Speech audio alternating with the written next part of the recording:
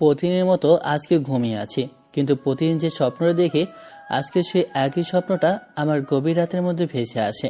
প্রতি পূর্ণিমার রাতে আমি শুধু একটাই স্বপ্ন দেখি, যে কেউ জানি আমাকে ডাকছে, তার মোহে যাওয়ার জন্য বারবার পাগল হয়ে আমাকে শুধু ডাকছে তার কাছে যাওয়ার জন্য। সেই রাতে আমার প্রচণ্ড পরিমাণ যন্ত্রণা কষ্ট মনে হয়, আমি যেন কোথা থেকে হারিয়ে যাওয়া একজন মানুষ, যা আমাকে আমার নিজের ঘরে যাওয়ার জন্য ডাকছে। কিন্তু এমনটা কেন হয় আমি আজও জানতে পারিনি। আমার মা বাবাকে অনেকবার বলেছিলাম বিষয়টা। আমার মা বাবা এটা নিয়ে অনেক দুশ্চিন্তা ছিল, পরে অনেককে দেখিয়েছিল, অনেকে অনেক কথা বলেছে, কিন্তু তার ফল সেই বিপরীত, কোনোটাই হলো না শেষমেশ। আর আব্বু আমাকে কষ্ট দিতে চায় না বিধায় ওদেরকে ওই বিষয়ে আর বলিনি। অনেকেই আমি আমার কথা বলতে চেয়েছি, কিন্তু কেউ আমার কথা বিশ্বাস করেনি। সবাই মজা মস্করি ভেবে উড়িয়ে দিয়েছে, কিন্তু এই কথাটা একদম বাস্তব যে আমার সাথে এই ঘটনা প্রতি পূর্ণিমার রাতে ঘটে যায়। এটা কি আজও রহস্য নাকি অন্য কিছু? এটার মিনিংটা আমি আজও খুঁজে পেলাম না। যাই হোক, আপনাদেরকে আসল পরিচয়টা দিয়ে দিই। আমি নিলয় আহমেদ, পরিবারের একমাত্র সন্তান বললেই হয়, কারণ আমার আর আগে পরে কেউ নেই। আমার মা বাবা আর আমরা তিনজনই হচ্ছি আমাদের পুরো পরিবার। আমার বাবা একজন বিজনেসম্যান। আমার সবেমাত্র ২৬ বছর পূর্ণ হয়েছে। আমি নতুন ইউনিভার্সিটিতে অ্যাডমিশন নিয়েছি। এখন আমি ঘুমিয়ে আছি, আর আপনাদেরকে ঘুমের মধ্যে আমার পরিচয়টা দিয়ে দিয়েছিলাম। তার মধ্যেই আম্মু এসে ডাকাডাকি শুরু করে দেয়। নিলয়, নিলয় বাবা, ঘুম থেকে ওঠ। বেলা কয়টা বাজে দেখ। তোর না আজকে কলেজের প্রথম দিন যদি ভার্সিটি মিস করিস তাহলে কিভাবে হবে? প্রতিদিন তাহলে তো সবসময় লেট করবি আর স্যারদের বকা শুনবি। প্রথম দিন একটু তাড়াতাড়ি যা বাবা, ঘুম থেকে ওঠ। আম্মু, আর একটু ঘুমাতে দাও না, ভালো লাগছে না। গতকাল রাতে আমি তো অনেক দেরিতে ঘুমিয়েছি। সারাদিন ল্যাপটপের মধ্যে যদি পড়ে থাকিস তাহলে তো ঘুম আসবে। কি করে সারাদিন ফোন না হয় ল্যাপটপ এগুলো নিয়ে পড়ে থাকিস আর গেম নিয়ে পড়ে থাকিস? আমি যতবার বলি এগুলো থেকে একটু কম দূরে থাক, কিন্তু তুই আমার কথা শুনিস নাকি? রাত ভোর এসব করিস। আম্মু, একটু ঘুমোতে দাও না। তুমি আমার ঘুম নিয়ে সবসময় এইভাবে পড়ে থাকো কেন? আমি কি এখনো ছোট বাচ্চা নাকি? হ্যাঁ, ছেলেরা সবসময় তার মায়ের কাছে বাচ্চাই থাকে, বুঝেছিস? এখন ঘুম থেকে ওঠ। আমি তোর জন্য নাস্তা বানিয়ে রেখেছি। তোর আব্বু তো সে সকাল বের হয়ে গিয়েছে, মিটিং আছে, সেজন্য উনি সকালবেলায় চলে গেছে। আর তোকে বলেছে যাওয়ার জন্য, গাড়িটা রেখে গিয়েছে। হ্যাঁ, বলছে গাড়ি দিয়ে যাওয়ার জন্য তোকে। আমি চোখ বোলাতে বোলাতে ঘুম থেকে উঠে আম্মুকে বলে উঠি, এত ডাকাডাকি করছো কেন আম্মু? কয়টা বাজে? কয়টা বাজে মানে? তোর কোনো খেয়াল আছে? ঘড়ির দিকে তাকিয়ে দেখ, প্রায় বেলা 10টা ছুঁই ছুঁই। কি বললাম আম্মু? আমার তো ক্লাস আজকে 10টায়। তুমি আমাকে আর একটু আগে ডাকবে না? 10টা বাজার আর মাত্র 5 মিনিট বাকি আছে, তাহলে আমি কিভাবে যাব? সব সময় তুই আমার উপরেই দোষ দিয়ে দিস। আমি যে সে কখন থেকে তোকে ডাকাডাকি করছি, তোর তো ঘুম থেকে ওঠার কোনো নামই নেই। সব দোষ এখন আমার, তাই না? তোকে যে আমি এত সময় ধরে ডাকছি, অত সময় ধরে তোর কোনো খেয়াল ছিল না যে আমি তোকে কখন থেকে ডাকতেছি? ধর, তোমার সাথে এখন কথা বলতে গেলে অনেক সময় নষ্ট হয়ে যাবে। আমি এখনই বের হব। আমি গেলাম। কথাটা বলে ওয়াশরুমে গিয়ে একটু জলদি ফ্রেশ হয়ে বের হয়ে আমি 2 মিনিটে রেডি হয়ে দৌড়াতে লাগলাম। তখন পেছন থেকে আম্মু বলে ওঠে, আরে খাবারটা তো খেয়ে যা, তোর জন্য নাস্তা বানিয়ে রেখেছি। গাড়িটা তোর আব্বু নিয়ে যেতে বলছে। তুই তো গাড়িও নিস না, এরপর বাইকটাও চালাস না, কিছুই করিস না। সব জিনিস তোর জন্য কিনে রেখে ফেলে দিয়েছি, তুই কিছুই করিস না। ধুর আম্মু, এসব জিনিস চালাতে আমার ভালো লাগে না। এই বাইকের 2 চাকার গাড়ি এগুলো কিছুই ভালো লাগে না। আমি গেলাম। আমি রিক্সা করে যেতে পছন্দ করি। আরে টাকাটা তো নিয়ে যাবি, হাত খরচের জন্য কি খাবি? আবার দৌড়ে এসে আম্মু কাছ থেকে 3000 টাকা নিয়ে চলে যায়। তখন পেছন থেকে আম্মু আবার বলে ওঠে, এই শোন, এত টাকা লাগবে নাকি? 1000 টাকা নিলেই তো হয়। এত টাকা নিয়ে গেলে কিভাবে হবে? এগুলো নিয়ে আবার তুই কি করবি? ছেলে পেলেদেরকে সবকিছু নষ্ট করে দিবি? তুমিও না আম্মু, আমি কি এখন ছোট বাচ্চা আছি নাকি? আরে একটু এখন বন্ধু বান্ধব আছে না, ওদের কত খাওয়াতে হবে, আমি একা খাবো নাকি? আম্মুকে বিদায় জানিয়ে আমি দৌড়ে যেতে লাগলাম। একটু সময় পর দেখলাম একটা খালি রিক্সা যাচ্ছে। তো রিক্সাটা থামিয়ে উঠে বললাম ভার্সিটিতে যাওয়ার উদ্দেশ্যে। আজকে এমনিতে অনেক লেট হয়ে গেছে, তার উপর আমি এই ভার্সিটিতে নতুন অ্যাডমিশন নিয়েছি। শুধু আমি বললে ভুল হবে, আমার বেস্ট ফ্রেন্ড রৌদ্র নিয়ে এসে এত সময় ধরে কথা মনে পড়েনি। তখন ওর কথা মনে পড়তেই আমি পকেট থেকে ফোনটা বের করে দেখি না হলে 40 বারের ওপর কল করেছে, কিন্তু একটা কলও আমার কানে আসেনি, কারণ ফোনটা যে সাইলেন্ট করা অবস্থায় ছিল। আজকে তো মনে হয় রৌদ্র আমাকে পিটিয়ে চামড়া খুলে ফেলবে, তাই ভয়ে ওকে একটা কল করলাম। কলটা করতে 2-4টা গালি দিয়ে বলে ওঠে, ফাইজলামোর একটা লিমিট থাকে। তোর জন্য আমি এখনো ক্যাম্পাসে ঢুকতে পারিনি, ভার্সিটির গেটের সামনে দাঁড়িয়ে আছি আর তোকে কল করছি, কিন্তু তোর তো কোনো খবরই নেই। তুই এখন কই আছিস? যদি 2 মিনিটের মধ্যে না এসেছিস তাহলে কিন্তু আমি ক্যাম্পাসের ভেতরে ঢুকে যাব। বন্ধু রাগ করিস কেন, দাঁড়া তুই, 2 মিনিটের মধ্যেই আমি চলে আসি।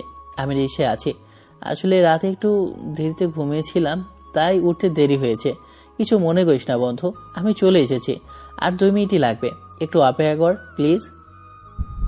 তাড়াতাড়ি আয়, না হলে তোর কিন্তু চামড়া তুলে আমি টুকটুকি বাঁচাবো বলে দিলাম শালা। আমার বন্ধু বলতে একমাত্র রৌদ্রই আছে যে আমার সব কথা বোঝে। ওকে আমি আমার সব কথা শেয়ার করি, ও আমার সব কথা বিশ্বাস করে। একমাত্র বন্ধু বলতেই রৌদ্রই আছে, যাকে আমার নিজেই সব কথাই বলি, ও আমার সব কথাই বিশ্বাস করে। প্রায় 5 মিনিট পর রিক্সার ভার্সিটির সামনে এসে থামে। তখন দেখলাম রৌদ্র রেগে আছে। ওর কাছে যেতে ও বলে ওঠে, হাতে ঘড়ির দিকে একটিবার খেয়াল করেছিস কয়টা বাজে? তোর মাথায় কি কিছু নেই যে আজকে আমাদের ফার্স্ট ডেতে তুই লেট করিস? তাহলে কিভাবে হবে? আসলে বন্ধু আজ কিছুদিন ধরে একটু বেশি গতকালের স্বপ্নগুলো আমি দেখছিলাম। মানে সেই অদ্ভুত ওই দাগগুলো, যে দাগ তুই আজ থেকে আরো 5 বছর আগে অনেক বেশি শুনতে? হ্যাঁ বন্ধু, হঠাৎ করে গতকালকে ওই শব্দগুলো আবার শুনতে শুরু করি। কিছু বুঝলাম না, এতদিন পর আবার কোথা থেকে এগুলো আসলো। আচ্ছা, আগে ক্যাম্পাসে আয়, তারপর বিষয়টা নিয়ে কথা বলছে। এরপর আমি আর রুদ্র দুজন ক্যাম্পাসে প্রবেশ করি। আমরা দুজন কথা বলতে বলতে ক্যাম্পাসের ভিতরে যাচ্ছিলাম। তখনই দেখলাম ক্যাম্পাসের ভিতরে যেতে দুটো ছেলে অনেক স্টুডেন্টকে র্যাগিং করছে। কিরে বন্ধু, এই ছেলেগুলো এই স্টুডেন্টগুলোকে এমন এমন করছে কেন? দেখছি কেউ কান ধরে আছে, কেউ বা ছেলেগুলোর কথা শুনছে। এসব কি কিছুই তো বুঝতে পারছি না। আমরা নতুন ইউনিভার্সিটিতে উঠেছি, তাই আমরা কিভাবে জানবো এটা হচ্ছে র্যাগিং? যখন কেউ নতুন স্টুডেন্ট হয়ে এখানে আসে তখন সিনিয়র ভাইরা আমাদের মতো এমন জুনিয়রদেরকে র্যাগিং করে। রত আমাকে কথাগুলো বলছিল, তখনই ওদের ওই ছেলেটার মাঝে আর একটা ছেলে আছে 3 নম্বর। ছেলেটা আমাদেরকে ডাক দিয়ে বলে ওঠে, এই হিরো কোথায় যাচ্ছিস? দাঁড়া। আমরা দুজন দাঁড়িয়ে গেলাম। তখন ওই ছেলেগুলো ডাক দিয়ে বলে ওঠে, কি রে নায়কের বেশে তোরা দুজন কোথায় যাচ্ছিস? বড় ভাই ব্রাদার দেখিস না নাকি? সালাম তো দিস নাই, তার উপর ভাব দেখিয়ে চলে যাচ্ছিস। এদিকে আয়, কলেজে কি নতুন নাকি? ভাইয়া, আমরা নতুন ভার্সিটিতে অ্যাডমিশন নিয়েছে আর আমরা এখানে কিছুই জানি না। প্লিজ আমাদেরকে ছেড়ে দিন, আমরা চলে যাই। মামা বাড়ির আবদার নাকি তুই বলবি আর আমরা তোকে ছেড়ে দিব? তোকে কি আমাদেরকে দেখে বলদ মনে হয়? কিরে, ছেলেটা মনে হচ্ছে একটু বেশি কথা বলছে, ওকে কানের নিচে দে তো একটা। কথাটা বলে ছেলেটা রুদ্রকে হাত তুলবে, তখন আমি ছেলেটার হাত ধরে ফেলি। তখন ছেলেটার হাত ধরতে ছেলেটা আমাকে ধাক্কা দিয়ে বলে ওঠে, তোর তো সাহস কম না, তুই আমার হাত ধরিস? এই ধরনের হাত ধরিস? তুই জানিস এই পুরো কলেজটা আমার উপরে চলে? আমি যা বলে এই কলেজে সবকিছু আমার কথা অনুযায়ী শুনে। আর তুই কি না এই একটা পুচকে ছেলে হয়ে এই ধরনের হাত ধরে? তোর তো সাহস কম না? তোকে তো দেখাতে হবে। কথাটা বলে 3টে ছেলে আমার দিকে এগিয়ে আসে। তখন রুদ্র ছেলেগুলোর সামনে এসে বলে ওঠে, ভাইয়া, ও হয়তো বা আপনাদেরকে চিনতে পারে নাই, ওর ভুল হয়েছে, ওকে ক্ষমা করে দিন প্লিজ। ও আর এই ভুল কখনো করবে না। আমরা তো এই ভার্সিটিতে নতুন এসেছে, তাই আমরা তেমন কাউকে চিনি না। প্লিজ এমন করবেন না। তুই এমন ভাবে ওদের কাছে ক্ষমা চাচ্ছিস কেন? ওরা এমন কি বাঘ না ভাল্লুক যে আমাদেরকে খেয়ে ফেলবে? ওরা আমাদের সাথে যদি লাগতে আসে আমরাও ছাড় দিব না। আমার এমন দুঃসাহসী কারবার দেখে আশেপাশে সবাই হেসে উঠল। হাসির কথা, কারণ রনি, রাহাত আর সবুজ ওরা 3 জন এই ভার্সিটির 1 নাম্বার ক্যাডার। ওদের কথায় ভার্সিটিটা চলে। ওদের সামনে আজ পর্যন্ত কেউ এসে মুখ ফুটে কথা তো দূরের কথা, মাথা উঁচু করে কিছু বলতে পারেনি। সে জায়গায় আমি ছেলেগুলোকে এত কথা বলেছি, অপমান করেছি, ওরা আমাকে ছাড় দেওয়া তো কোনো প্রশ্নই আসে না। রাহাত, ওদের দুজনকে ধরতো, ওদের দুজনকে আগে ইচ্ছা মতো পিটিয়ে নিয়ে এরপরে বিষয়টা দেখছি। না বন্ধু, তুই থাম আগে। ওই হালাটারে আমি মায়েরা লই, এরপরে দেখি ওর কোথায় যায় এত ঝাড়ি জুটি। কথাটা বলেই পাশের ছেলেটা আমাকে মারার জন্য এগিয়ে আসে। ও যখন আমার কাছে আসে তখনই হঠাৎ করে আমার চোখটা কেমন জানি নীল রং ধারণ করে। তখন সেটা আমার চোখের দিকে তাকাতেই শর্ট খেয়ে বলে ওঠে, রাহাত দাঁড়া, তুই ওর দিকে যাস না। ছেলেটা এই কথাটা বলল, কিন্তু ওর কানে যেন কোনো কথাই গেল না। ছেলেটা সামনে এসে ঠাস করে আমার গালে একটা থাপ্পড় বসিয়ে দেয়। এরপর আমার বুকে একটা লাথি মেরে আমাকে ফেলে দেয়। আমার ঠোঁট কেটে রক্ত বের হতে লাগলো। আর আমার বুকে যখন লাথি মেরেছিল, আমার বুকের ওপরে একটু কিসে জানি চাপ লেগে যায়। এরপর দেখলাম হঠাৎ করে চাপটা আবার মুছেও যায়। সাধারণ মানুষের কখনো এমনটা হয় না। আমাকে লাথি মেরেছে, তাতে চাপ লেগে গেছে। এটা কেমন জানি একটা অদ্ভুত, তার উপর আবার নিমিষের মধ্যে মিশে গেছে। কিরে তুই আমাকে আমি দিলি কেন? আমি জানি না, কিন্তু নিজের অজান্তে ছেলেটার চোখের দিকে তাকাতে কেমন জানি আমার একটা ভয় প্রকাশ হতে লাগলো। এটা কেন আমি বুঝতে পারলাম না। ছেলেটার চোখের দিকে তাকাতে আমি যেন অন্য একটা জগতে চলে গিয়েছি। নিজে অবধি তোকে থামতে বলছে। গতকালকের নেশা তোর মনে হয় ভালো করে ঘোর কাটেনি, তাই তুই এমন ভুলভাল বকছিস। ছেলেটা আমাদের সামনে কি আচরণ করেছে, ওকে যদি শিক্ষা ভালোভাবে না দিই তাহলে পুরো কলেজের সবাই আমাদেরকে আগের মতো ভয় পাবে না। না ভাই, আমি সত্যি বলছি। আমার পুরো শরীরে যত লোম আছে সবগুলো দাঁড়িয়ে গেল। কারণটা আমি বুঝতে পারলাম না। তোর বাবা ত্রান্তিক বলে তুই এমনগুলো বলছিস। বাবার সাথে থাকতে থাকতে তোর মাথার মধ্যে কিন্তু ওই ভূত পেট তান্ত্রিক সাপ সাপুড়ে এগুলো চলে আসছে। এগুলো ভাই বাদ দে, তুই আয় ছেলেটাকে আগে কিছুক্ষণ খেলিয়ে নি। আমি লাথিকে নিচে পড়ে যাই, তখন রুদ্র আমাকে ওঠায়। এর মধ্যে ভার্সিটির মধ্যে হট্টগোল শুরু হয়ে যায়। সবাই যেন গেটের মধ্যে দাঁড়িয়ে রইল, কারণ ওখানে নাকি কি একটা সুন্দরী মেয়ে ভার্সিটিতে প্রবেশ করছে। তাই ভার্সিটির সব ছেলেরা ওখানে গিয়ে ভিড় করেছে মেয়েটাকে দেখার জন্য। সবার কাছে শুনলাম মেয়েটা নাকি অনেক সুন্দরী। এতটা সুন্দরী মেয়ে যে ওরা জীবনে কখনো দেখেনি। পুরো ভার্সিটিতে দূরের কথা, ওরা হয়তোবা কোনো জন্মেও এত সুন্দরী মেয়ে দেখেনি। তখন ছেলেগুলো আমার দিকে আসেছে। এসব দেখে আমার থেকে অন্যপাশে গিয়ে ওদের জিজ্ঞাসা করে বলে, কিরে, এখানে তো ভিড় কেন? কাকে সবাই এভাবে দেখছে? মামা সবুজ তো আগে থেকে চলে গিয়েছে। ভার্সিটিতে নাকি নতুন একটা মেয়ে অ্যাডমিশন নিয়েছে, আর মেয়েটাকে দেখে সে নাকি ক্রাশ খেয়েছে। কারণ মেয়েটা এতটা সুন্দর যে এতটা সুন্দরী মেয়ে ওরা জীবনে তো দূরের কথা জিন্দেগিতে দেখেনি। কি বলিস? এত সুন্দরী মেয়ে আমাদের ভার্সিটিতে? তা কি করে হতে পারে? আমাদের ভার্সিটি তো অনেক সুন্দরী মেয়ে আছে, তাই বলে এত সুন্দরী মেয়ে তাহলে তো দেখা যায়। ছেলেগুলো কথাগুলো বলে আমার ওখান থেকে সোজা ওখানে চলে যায়। রুদ্র আমাকে ধরে ক্যাম্পাসের একটা বটগাছের নিচে নিয়ে যায়। তোকে আমি বারবার বলেছি ছেলেগুলো যা বলে তাই শোন, বেশি কথা বলবি না। তারপরেও তুই বেশি কথা বলেছিস। তোকে বলেছিলাম এটা আমাদের আগের কলেজ না, এটা ভার্সিটি, আর এখানে আমরা নতুন এসেছি, কাউকে চিনি না। তুই শুধু শুধু নিজেই একটা ঝামেলা পাকাতে গেলি আর এমন অবস্থা করলি নিজের। আমি একটা জিনিস বুঝলাম না, ওরা যখন আমাকে একটা লাথি দেয় তখন আমার ভিতর থেকে কিসের যেন একটা চামড়া খসে পড়ে আর একটা ছাপ হয়ে যায়। এরপরে নিমিষের মধ্যে ছাপটা আবার মিলিয়ে যায়। কথাটা বলে আমি যখন রুদ্রকে দেখাবো তখন দেখি আর কোথাও নেই, উধাও। এটা কেমন কাণ্ড হলো? আমার চোখের সামনে তো আমি দেখতে পেলাম, কিন্তু এখন তো আমি রুদ্রকে দেখাতে পারছি না। আচ্ছা ওসব বাদ দে, যা হওয়ার হয়েছে। ভাই এত সুন্দরী মেয়ে আমিও তো আমার জীবনে কখনো দেখিনি। এত সুন্দরী মেয়ে যে পৃথিবীতে আছে তাও তো আমি বিশ্বাস করতে পারছি না, যদি এই মেয়েটাকে আমি না দেখতাম। ভাই, আমি কিন্তু মাইয়াটারে নিজে পটাবো। না ভাই, মেয়েটারে কিন্তু আমার ভালো লাগছে, ওরে কিন্তু আমার চাই। তাহলে এক কাজ করলে হয়তো দুজন মিলে ওকে খেয়ে দে, তাহলে তা হয়ে যায়। তোর অর্ধেক আমার অর্ধেক। আমি আর রুদ্র ক্যাম্পাসে বসে কথা বলছিলাম, তখনই দেখি যে একটা গাড়ি থেকে একটা মেয়ে নেমে ভার্সিটির ভিতরে প্রবেশ করছে। আর আশেপাশে যত ছেলে আছে সবগুলো ছেলে ওই মেয়েটার দিকে তাকিয়ে আছে। আমি হঠাৎ করে আমার মনের মধ্যে কেমন জানি না একটা অস্বস্তিকর অনুভব করতে লাগলাম। আমার বুকের বাবাসটা কেমন জানি চিরচিরে ব্যথা অনুভব করলাম। কেমন জানি না আমার কষ্ট হওয়া শুরু করলো। কিসে জানি একটা অভাব বিরাজ করছে। মেয়েটা যত এগিয়ে আসে তত আমার জানি যন্ত্রণা বেড়ে যাচ্ছে। কিসে যেন একটা হারানো জিনিস আমার বুকের মধ্যে খালি খালি প্রকাশ করছে। কিসের একটা অভাব জানি আমার কাছে মনে হচ্ছে, সে জিনিসটা যদি আমি বুকে ঝরিয়ে না নেই তাহলে অভাবটা আমার আর দূর হবে না। এত সময় ধরে আমি মেয়েটার দিকে তাকাইনি, আমি শুধু এই চিন্তা করছি যে কেনই বা আমার সাথে এমন হচ্ছে। হঠাৎ করে মেয়েটার দিকে চোখ পড়ে, মেয়েটার টানা টানা চোখ আর এমন রূপসী, আমি যেন মেয়েটাকে দেখে পতন দেখায় ক্রাশ খেয়ে পড়ে গেলাম। এত সুন্দর একটা মেয়ে আমি মনে হয় আমার লাইফেও দেখিনি। এত সুন্দরী একটা মেয়ে, তাই তো সব ছেলেরা মেয়েটারে পিছু পিছু করতেছে, আর করবেই তো। মেয়েটা তো দেখতে অসামান্য। বলতে গেলে এক কথা, আল্লাহ পাক হয়তো মেয়েটাকে নিজ হাতে তৈরি করেছে। কিরে, তুই আবার মনে মনে কি ভাবছিস? তোর তো কিছুই বুঝে উঠতে পারছি না আমি। কই কিছু না তো, এমনি। বন্ধু, দেখেছিস মেয়েটাকে কিন্তু যত ছেলে আছে সবগুলো ছেলেই পছন্দ করেছে।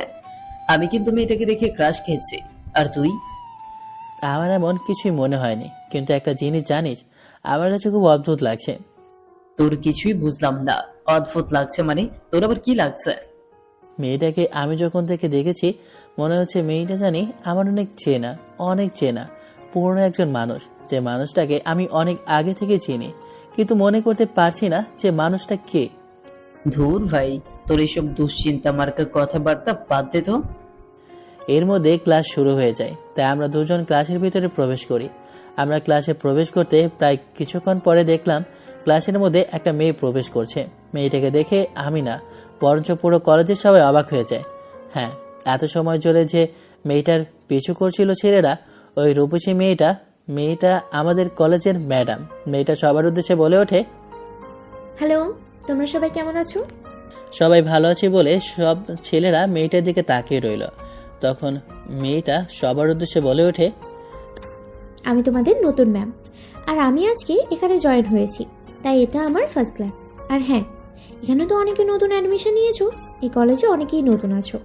যাই হোক, আমি যেহেতু নতুন তাই সবার সাথেই পরিচয় হয়নি। আমি হচ্ছি নীলা চৌধুরী, আর তোমাদের ইংলিশ টিচার। এখন তোমরা একে একে তোমাদের পরিচয়টা দাও আমাকে। তাহলে ওনার নাম হচ্ছে নীলা, কিন্তু আমার কেন যেন মনে হচ্ছে ওনাকে আমি অনেক আগে থেকেই জানি। এরপরে দেখলাম নীলা ম্যাম একে একে সবার কাছ থেকে পরিচয় নিচ্ছে। সবার কাছ থেকে পরিচয় নেওয়ার পর অবাক করে দিয়ে উনি আমার কাছে এসে হাত বাড়িয়ে দিয়ে বলে ওঠে, আমি নীলা, আর তুমি? জি, আমি হচ্ছি নিলয়। আমাকে অবাক করে দিয়ে উনি আমার নাম ঠিকানা সহ সবকিছু জেনে নেয়, এবং আমি কি কি করি, কখন আসি, আর আমার কি কি পছন্দ কাউকে এত সময় ধরে প্রশ্ন করেনি যতটা সময় ধরে আমাকে করেছে। কিন্তু বুঝতে পারছি না আমার সাথে কেন এত কথা বলছে উনি। সবার সাথে পরিচয় হওয়ার পর উনি যখন ক্লাস নিয়েছিল, খেয়াল করলাম উনি শুধু বারবার আমার দিকে তাকিয়ে রইল। এর কারণ আমি খুঁজে পেলাম না। ক্লাস শেষে আমি রৌদ্র দুজন বেরোলাম। রৌদ্র তার বাইকটা নিয়ে আমার সামনে আসলো। আমি ওর বাইকে উঠে বসলাম। তখন পেছন দিয়ে কেউ ডাক দিয়ে বলে ওঠে, নীলয়, দাঁড়াও, তোমার সাথে কথা আছে। আমি রৌদ্রর বাইক থেকে নিচে নেমে পেছনে তাকাতে দেখলাম নীলা ম্যাম আমার সামনে দাঁড়িয়ে আছে। কিন্তু এ কি অবাক করা কাণ্ড! ওনাকে তো আমি দেখেছিলাম শাড়ি পরা অবস্থায়, কিন্তু এখন হঠাৎ করে ওনার ড্রেস কীভাবে চেঞ্জ হয়ে গেল? কিন্তু ড্রেসটা কেমন জানি অদ্ভুত খেয়াল করলাম, আর ওনার চোখগুলো কেমন জানি নীল হয়ে আছে। আমি নীলার দিকে তাকাতেই উনি অপলক চোখে আমার দিকে তাকিয়ে রইল। ওনার চাহনিটা কেমন জানি আমার মনের ভিতর গেঁথে গেল। আমি তখন ওনার উদ্দেশ্যে বলে উঠি, ম্যাম, আপনি কি আমাকে কিছু বলবেন? নীলয়, তুমি কি আমাকে চিনতে পারোনি? আমি তোমার জন্য এসেছি।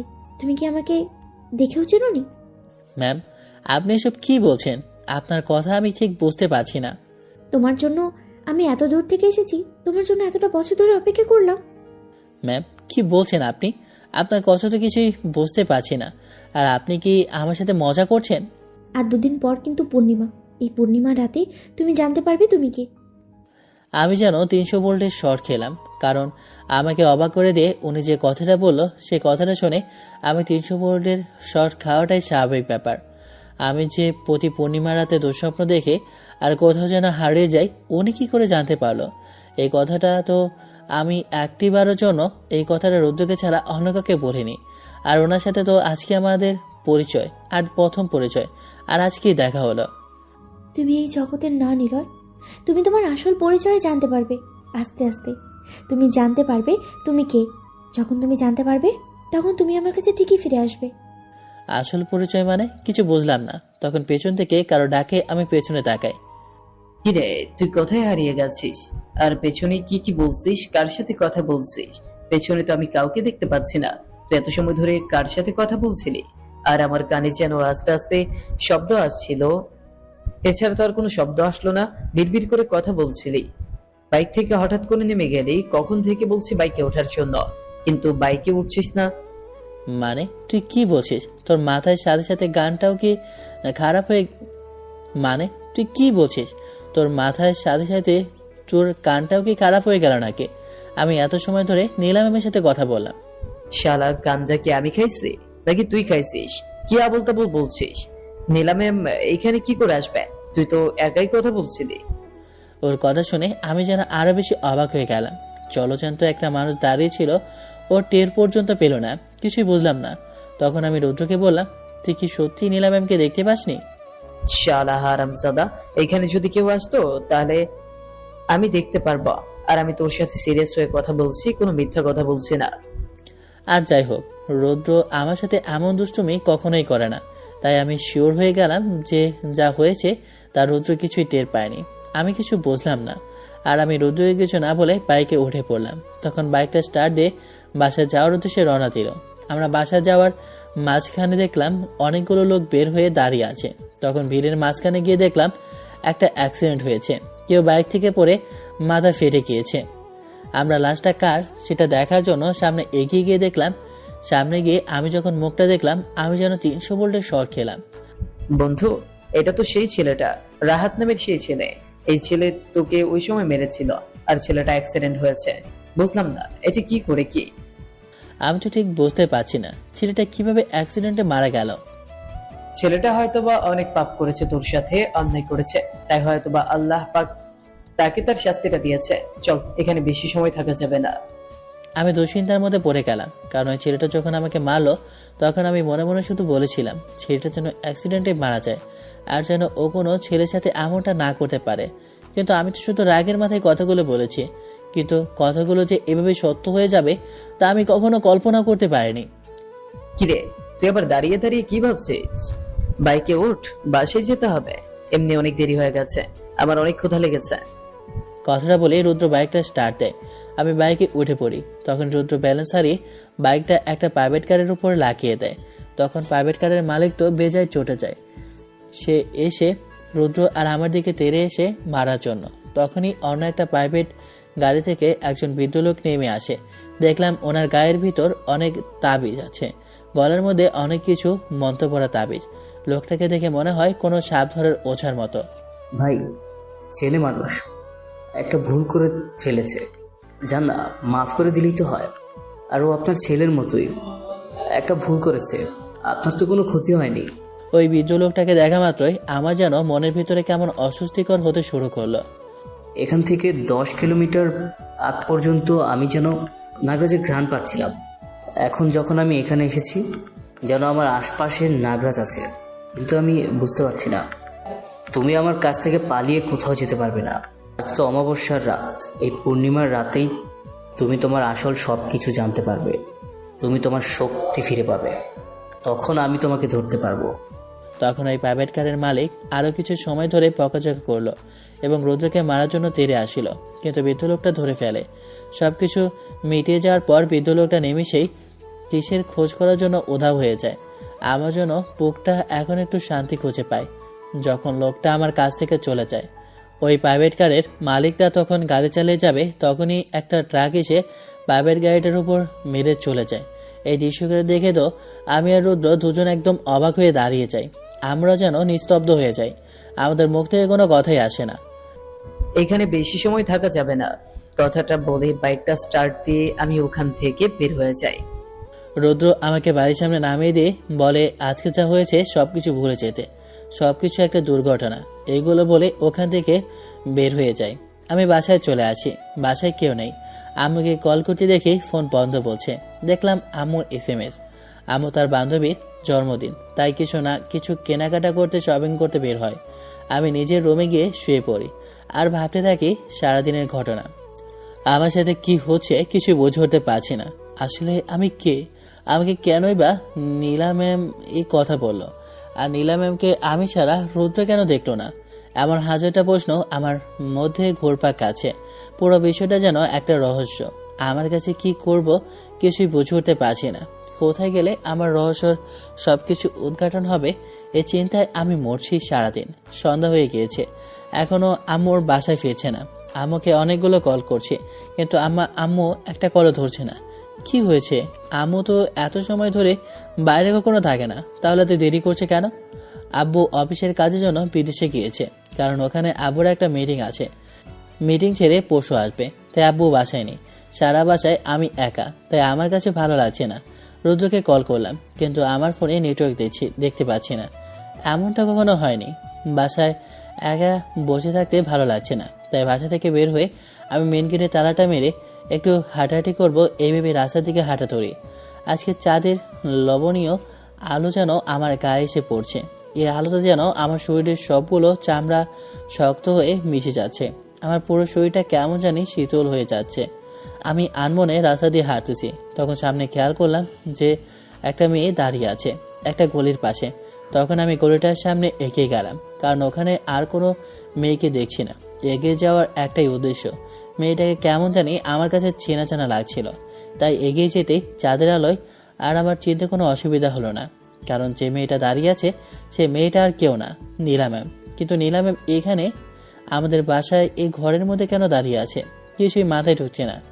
আমি ওনার কাছে গেলাম, কাছে গিয়ে জিজ্ঞেস করলাম, ম্যাম আপনি এখানে দাঁড়িয়ে আছেন কেন? কোনো সমস্যা নাকি আপনার বাসা এখানে কোথাও? আমি তোমার জন্যই অপেক্ষা করছিলাম নিলয়। আমি আপনার কথা ঠিক বুঝতে পারলাম না। আপনি আমার জন্য অপেক্ষা করছিলেন মানে? তুমি জানো না নিলয়, তোমাকে এই দীর্ঘ 26টি বছর আমি নিজের চোখে দেখতে পারিনি। শুধু তোমার ছবি আর আকৃতি নিয়েই বেঁচেছিলাম। তুমি জানো না তোমাকে আমি কতটা ভালোবাসি। ম্যাম আপনার কি মাথা খারাপ হয়ে গেছে? আপনি আমাকে ভালোবাসেন মানে? আপনার সাথে সবেমাত্র আমার দুদিনের পরিচয়, আর আপনি আমাকে এসব বলছেন? এসব কি যাতা বলছেন আপনি? আপনার মাথা ঠিক আছে? নিলয়, তুমি তোমার মানব শরীরে আছো, তাই তুমি নিজেকে এখনো চিনতে পারছো না। তুমি আমার দিকে একটিবারও তাকাচ্ছ না। তুমি একটিবার আমার দিকে তাকাও, তাকিয়ে বলো তুমি আমাকে চেনো না, তুমি আমাকে ভালোবাসো না। নীলা ম্যামের কথা শুনে আমি ওনার দিকে তাকাই, কিন্তু এটা কোনোভাবেই সম্ভব না। কারণ আমি ওনার দিকে তাকাতেই আমি যেন কোনো এক অজানা সুখে দেশে হারিয়ে গেলাম। যেন নীলা আর আমি দুজনে কোথাও ঘুরছি, একটা সুন্দর বাগান, যে বাগানে নীলা আর আমি দুজনে হাতে হাত রেখে হাঁটছিলাম। একটু সময় পর দেখলাম নীলা আমার বুকে এসে শুয়ে পড়ল। না, এসব কি? আমি এসব কি দেখছি? আপনি সত্যি করে বলেন তো, আপনি কে? ভয়ে ভয়ে আমি নীলা ম্যামকে প্রশ্ন করলাম। আমি কে তুমি ঠিকই জানতে পারবে। শুধু আর 2 দিন, আর 2 দিন অপেক্ষা করো। 2 দিন পরে তুমি সব কিছু বুঝতে পারবে। আর তোমাকে এক নজর দেখার জন্য আমি এত দূর থেকে তোমায় খুঁজতে খুঁজতে খোঁজ নেওয়ার জন্য এসেছি, আর কিছুই না। হঠাৎ করে আমার হাতে ফোনটা বেজে ওঠে। ফোনটা রিসিভ করতে ওপাশ থেকে আম্মু বলে ওঠে, বাবা তুই কই আছিস? আমাকে কিছু ডাকাত ধরেছে। হঠাৎ করে ফোনটা কেটে যায়। আমি হ্যালো হ্যালো বলতে থাকি। আম্মু তুমি কোথায় আছো? তুমি ঠিক আছো তো? এসব বলতে আসছি, কিন্তু ফোনটা কেটে গেল। পাশে তাকিয়ে দেখে নীলাও নেই, ওধাও। কি ব্যাপার, নীলা এখানে হঠাৎ করে ওদা হয়ে গেল? এটা কিভাবে সম্ভব? কিভাবে ওদা হলো? কেননা রাস্তার ওপাশে তো দেয়াল ছাড়া আর কিছুই নেই, আর আমার সামনে দিয়ে গেলে তো দেখতেই পেতাম। তাহলে কোথাও ওদা হয়ে গেল? তৎক্ষণাৎ মনে পড়লো আম্মু একটু আগে কলের কথাটা। আম্মু কল করে বলেছিল আম্মুকে ডাকাত তুলেছে ওনার বান্ধবীদের বাসায় আসার সময়। কিন্তু আম্মু আমাকে কল করে এই কথাটা বলবে আমি তা ভাবছি না, কারণ আম্মু যত বিপদেই থাক না কেন, আম্মু কখনো আমাকে ওই বিপদের মধ্যে পড়তে দেবে না। কিন্তু আমি এত কিছু জানি না। আম্মু বিপদে পড়েছে, আমি যাবই, কিন্তু আমি যাব তো কোথায় যাব? আর আমি এখন কোথায়? এসব কিছুই ভাবছি। তখনই মনে পড়লো আম্মু একজন বলেছিল তার বান্ধবীর বাসার কথা, তাই আমি ওই রাস্তার মোতাবেক হাঁটতে লাগলাম। একমাত্র ছেলে আমার মারা গেছে, কার যেন অভিশাপ লেগেছে আমার ছেলের উপর। আমি ঠিকই বুঝতে পেরেছি কেউ আমার ছেলেকে বদনজর দিয়েছে, তাই আমার ছেলের এমন অবস্থা হয়েছে। ও কখনো বাইক অ্যাক্সিডেন্টে মারা যাবে আমি এটা কখনো ভাবতে পারি না। আঙ্কেল আপনার কাছে আমার কিছু বলার আছে, আপনি একটু ভিতরে আসুন। আমি আপনাকে কিছু জানাতে চাই। সেই বিষয়ে কথা বলার জন্য আমি আপনার কাছে আসা। সেই আর আপনি আমার সাথে একটু ভিতরে আসুন। ওই কথাগুলো একটু একান্তই বলাটা প্রয়োজন। তুমি ভিতরে আসো, কি জানাতে চাও? তোমার একমাত্র বন্ধু মারা গিয়েছে, তুমি দেখোনি ওর নজর কার উপর পড়েছে? আঙ্কেল আপনি হয়তো ভালো করে জানেন আমি আর রাহাত দুজনে ছোটবেলা থেকে একসাথে বড় হয়েছে। আর আমাদের কিছু বদ অভ্যাস আছে। আমরা ভার্সিটিতে একটু দুষ্টুমি করি। তোমার বাবা এই শহরের এমপি, আর সব থেকে বড় কথা, তোমার আব্বু আমার ছোটবেলার একটা ভালো বন্ধু। ওই হিসাবে আমরা দুজনে যেমন বন্ধু, তোমরাও ঠিক তেমনই বন্ধু। তাই আমি জানি আমার ছেলের যে মৃত্যুটা, এই মৃত্যুটা কোনো স্বাভাবিক মৃত্যু হতে পারে না। আমি বিশেষ গণনা করে জানতে পেরেছি এটা কোনো অভিহাতকে এটা খুঁজে পাচ্ছি না। আমার সাথে সেই জিনিসটা ঘটে গেছে, যেই জিনিসটা দেখে আমি খুবই ভয় পেয়ে গিয়েছি। সেই জিনিসটা আমি আপনাকে জানানোর জন্য এসেছি। কিছুদিন আগে আমাদের ভার্সিটির প্রথম দিন ছিল। অনেক নতুন স্টুডেন্ট আমাদের ভার্সিটিতে অ্যাডমিশন নিয়েছে, কিন্তু তাদের মধ্যে একটা ছেলেকে দেখে আমার অবশ্য প্রথমে অনেক সন্দেহ হলো। কিন্তু ছেলেটা যখন আমাদের কাছে আসে, তখন আমার কেমন জানি একটু অদ্ভুত হওয়া শুরু করলো। আপনার মনে আছে ছোটবেলায় আপনি আমাকে একটা তাবিজ দিয়েছেন, যে কোনো শক্তি আমার কাছে আসতে পারবে না, আসলে আমার তাবিজটা নীল বর্ণ হয়ে যাবে, সাথে আমার চোখটা সেই মানুষকে দেখবে যার মধ্যে একটা শক্তি রয়েছে। হ্যাঁ, আর সাথে এটাও বলে দিয়েছি এই অশুভ শক্তি তোমার কোনো ক্ষতি করতে পারবে না যখনই তোমার ওই তাবিজটা নীলবর্ণ না হয়ে যায় পুরোপুরি। হাতের তাবিজটা খুলে আঙ্কেলের হাতে দিতে আঙ্কেল চিৎকার করে আমার উদ্দেশ্যে বলে ওঠে, এটা কি করে হলো? এটা কোনোভাবেই সম্ভব না, কারণ তোমাকে যে তাবিজটা দিয়েছে ওই তাবিজটা শুধুমাত্র একজনের দেওয়া এমন হওয়া সম্ভব। আপনি কাকে খুঁজতেছেন আমি ঠিক জানি না, কিন্তু আমাদের ভার্সিটিতে একটা ছেলে আসে। ছেলেটা যখন আমার দিকে তাকায়, তখন আমি ওর ওই চোখের মধ্যে কেমন জানি না নীল একটা কিছু দেখতে পেলাম। আমি যখন ওর চোখের মধ্যে তাকাই, আমি যেন হারিয়ে যাই কোনো এক অজানা দেশের মধ্যে। আমার বুকের মধ্যে খুব যন্ত্রণা অনুভব করতে লাগি। আমার সেই ছোটবেলার যন্ত্রণাটা যেন দ্বিগুণ হয়ে বেড়ে ওঠে। এটা হচ্ছে নাগরাজ, যাকে আমি 26টা বছর ধরে খুঁজতেছি। তোমার এই যন্ত্রণার কথা কখনো তোমার মা বাবা তোমাকে জানায়নি, আর আমিও কখনো তোমাকে এই বিষয়ে বলিনি। তাহলে আমি তোমাকে বিষয়টা বলি। তুমি যখন অনেক ছোট ছিলে, ওই সময় তুমি খেলা করার সময় রাস্তা দিয়ে একটা ছেলে আসার সময় হলে ওই ছেলেটাকে তুমি ঢিল মেরে আঘাত করো। তোমার ওই ঢিল মারার ফলে ছেলেটার মাথা দিয়ে প্রচুর পরিমাণে রক্ত বের হয়। তারপর ছেলেটা অজ্ঞান হয়ে পড়ে যায়। কিন্তু তুমি অনেক বড় ভুল করে ফেলেছ, কারণ ওই পিচ্চির ছেলেটা অন্য কোনো সাধারণ ছেলে ছিল না। ছেলেটা ছিল একটা সাপ। এসেছিল নাগরাজদের উত্তরাধিকারী। বলতে গেলে পুরো বিশ্বের সব থেকে শক্তিশালী নাগরাজ ছিল। তুমি ছেলেটাকে আঘাত করেছ, তার জন্য তোমাকে ওর যে সঙ্গী ছিল সে তোমাকে ছোগল মারে, যার ফলে তুমি মারাই যাচ্ছিলে। কিন্তু ওই রাস্তা দিয়ে আমি যাচ্ছিলাম, আর আমার কাছে একটাই মাত্র তাবিজ ছিল, যে তাবিজটা শুধু নাগরাজকে ধরার জন্য ছিল। এই পৃথিবীতে তাবিজ মাত্র একটা ছিল, কিন্তু ওই সময় তোমার জীবন বাঁচানোটা সব থেকে জরুরি ছিল। তাই তোমার জীবন বাঁচানোর জন্য ওই তাবিজটা আমি তোমার হাতে বেঁধে দিই। তার মানে কি যার সাথে আমার সাক্ষাৎ হয়েছে সে কোনো সাধারণ মানুষ না? তুমি যার সাথে দেখা করেছো সে কোনো সাধারণ মানুষ না, সে একজন ইচ্ছেধারী নাগ।